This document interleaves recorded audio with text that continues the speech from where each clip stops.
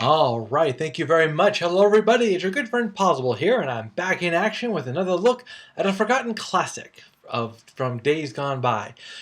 What really creates a forgotten classic? Back in these days, some of these movies were considered flops when they first came out. However, time passes, other movies are made, and there's something special comes out of these movies. And the movie, of course, I'm talking about today, Scarecrows, made in 1988. And let me tell you something. If there's any one thing that made this movie a classic, it's the fact that it is a product of its time. And back in the 80s, someone said, "This time it's personal." And the 80s had to overuse it. You'd be very hard pressed to find an 80s movie that did not say that at one point or another. Even when Jaws the Revenge came out, Jaws 4, one of the taglines was, "This time it's personal." It became a popular saying back in those days. Scarecrows, 1988, starts off with a group of commandos who decided that they had enough of the army life and were going to retire by stealing $3 million. Yes, $3 million was a lot of money back then.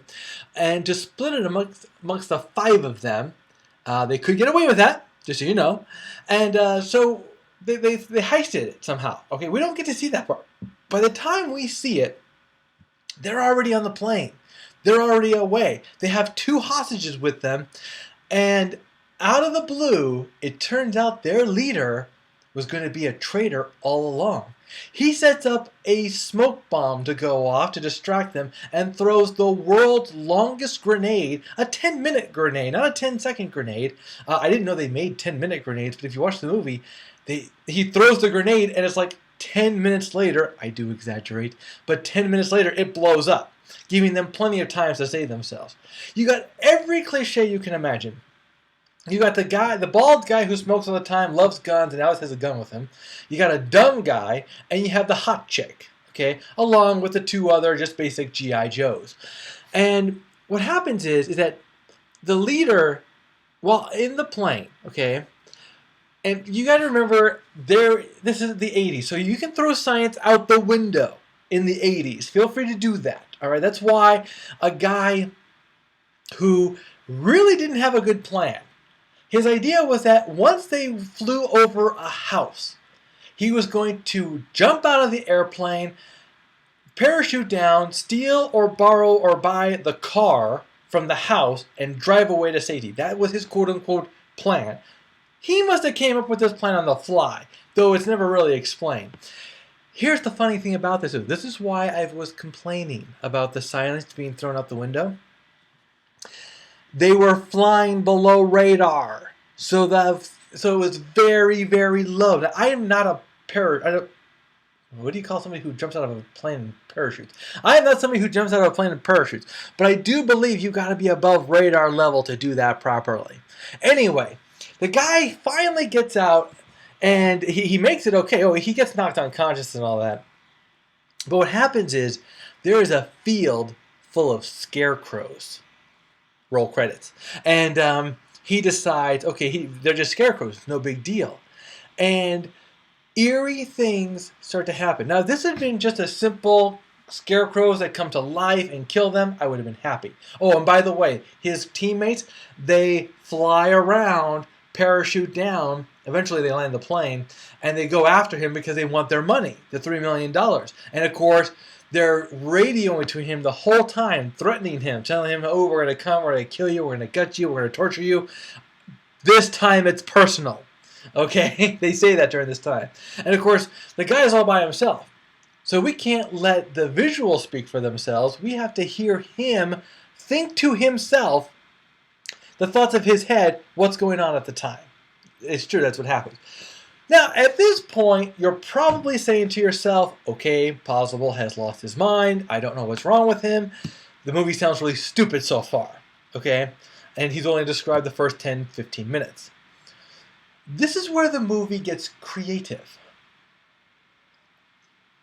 You see, there are moments where people die and come back. And as you can imagine, guess what they come back as? That's right. They come back as scarecrows. But there's a lot of magical things happening here. And if there's any one moment that I loved in this movie the most, it's this moment where one of the GIs, he's really losing his mind. He doesn't know what's what. He can't believe what's happening.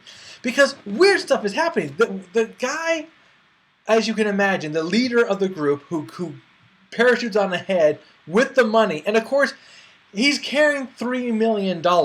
Okay? It's not like it's in an envelope. He's got a big box. And Mr. GI, the standards of the army must have been low with this group. He has to drag it along, okay? Well, eventually the Scarecrows, as you imagine, they find him, they kill him. But then he comes back. And when they open him up, he's been stuffed with straws and dollar bills. The Scarecrows have a sense of humor. There's also these magic moments where a truck starts and stops and travels, however, it has no engine. But there's this moment where this one guy, he starts to lose his mind and starts to wonder, you know what? Remember when we killed those guards? Remember when we robbed that bank and they were shooting at us and they missed us? Well, what if they didn't miss us? What if we're dead? And this is their punishment, you know? So, very interesting movie, very well done, very cheap movie. You got to think about it like this. Before the days of Paranormal Activity and all those other found footage movies, if this movie were made today, this movie would be another found footage piece of crap. Anyway, it's not. It's cheap, it's cheesy, it's 80s, it's worth it. I mean, if anything, the fact that they were able to pull this off at all is in itself a miracle. And some of the stuff they did was really creative, and that's where it works. You know, that's why it works so well, is that it was a creative movie and very well done for what they had. Okay, they didn't have top talent, but what they were able to do worked, and I enjoyed it, and I hope you will too. All right, guys, that's it for me for today. We'll see you at the theaters.